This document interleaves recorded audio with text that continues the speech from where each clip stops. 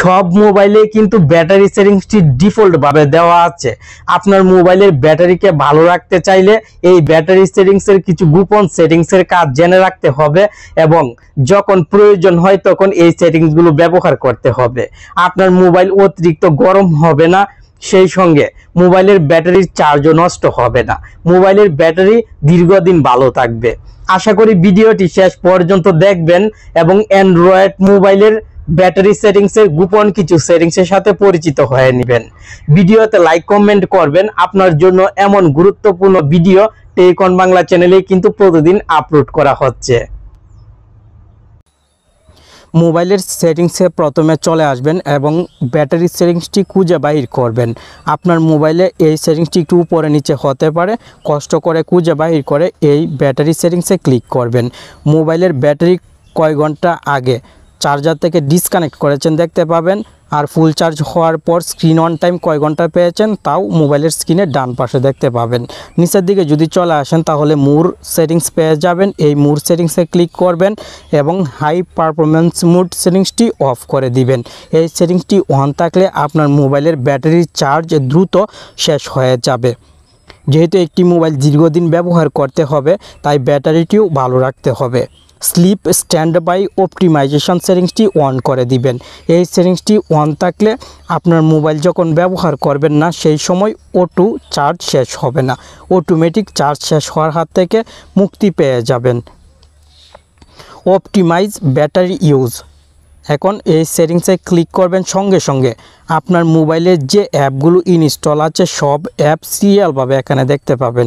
এই যে দেখুন আমার মোবাইলে অনেক অ্যাপ ইনস্টল করে রেখেছি, সব অ্যাপই শো হচ্ছে।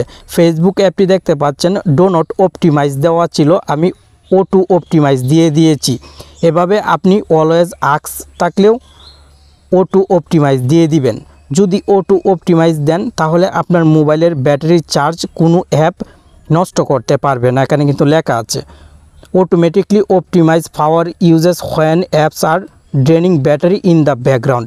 ব্যাকগ্রাউন্ডের কোনো অ্যাপ যদি ব্যাটারি চার্জ নষ্ট করে তাহলে অটোমেটিক বন্ধ হয়ে যাবে আপনি অটো অপটিমাইজ দিয়ে রাখলে। আশা করি বুঝতে পেরেছেন। এখন আপনি নিচের দিক থেকে অ্যাপ ব্যাটারি ম্যানেজমেন্টে ক্লিক করবেন। এখানে আপনি মোবাইলের সব অ্যাপ সিরিয়ালভাবে দেখতে পাবেন। অপ্রয়োজনীয় যে অ্যাপগুলো আছে সেই অ্যাপগুলো ব্যাকগ্রাউন্ডে যেন কোনোভাবেই রান হয়ে ব্যাটারির চার্জ নষ্ট না করতে পারে, তাই অ্যাপগুলোতে ক্লিক করে এই সেটিংসটি অফ করে দিবেন এবং নিচের দিক থেকে রিস্ট্রিক্টে ক্লিক করে দিবেন। তাহলে আপনার মোবাইলের ব্যাটারির চার্জ এই অ্যাপগুলো ব্যাকগ্রাউন্ডে রান হয়ে নষ্ট করতে পারবে না। এখন ব্যাটারি সেটিংসের হোম পেজে চলে আসবেন। আমি আপনাকে আরও গুরুত্বপূর্ণ কিছু সেটিংসের সাথে পরিচয় করিয়ে দিব। ব্যাটারি সেটিংসের হোম পেজে চলে আসার পর নিচের দিকে show battery level in status bar সেটিংসটি পেয়ে যাবেন। এই সেটিংসে ক্লিক করবেন এবং ব্যাটারি পার্সেন্টেজে ক্লিক করবেন। আপনার মোবাইলের ব্যাটারির চার্জের পার্সেন্টেজ আইকন স্টাইল চেঞ্জ করতে পারবেন। এই যে দেখুন এখানে আইকন স্টাইল দেওয়া আছে, আমি ইনসাইড ব্যাটারি আইকন এই স্টাইলটি ব্যবহার করছি। মোবাইলের স্ক্রিনের উপরের দিকে নোটিফিকেশান প্যানেলে কিন্তু এই স্টাইলটি শো হয়। আশা করি আপনি পরিবর্তন করে নিতে পারবেন। Stop charging at 80%। আপনার মোবাইলের এই সেটিংসটি রাতে যখন মোবাইলটি চার্জারের সঙ্গে কানেক্ট করে ঘুমিয়ে যাবেন সেই সময় অন করে দিবেন।